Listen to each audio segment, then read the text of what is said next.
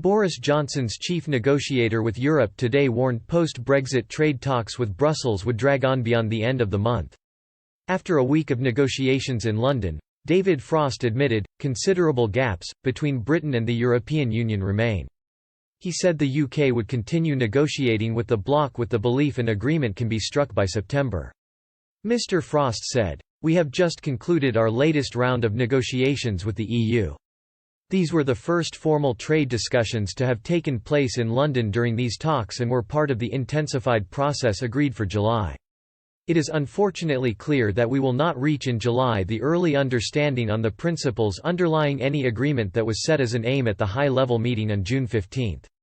At that meeting, the Prime Minister set out once again the fundamental principles which we have repeatedly made clear would need to underpin any future agreement and which are intrinsic to the UK's future as an economically and politically independent country. Any agreement needs to honour these principles in full. The EU's proposals so far, while a welcome response to the Prime Minister's statement, do not do so, and therefore substantial areas of disagreement remain.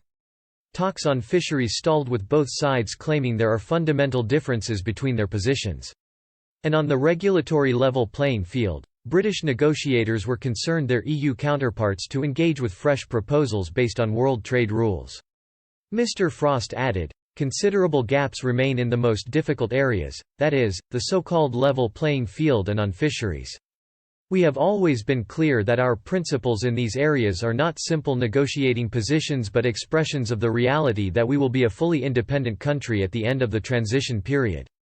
That is why we continue to look for a deal with, at its core, a free trade agreement similar to the one the EU already has with Canada, that is, an agreement based on existing precedents. We remain unclear why this is so difficult for the EU, but we will continue to negotiate with this in mind."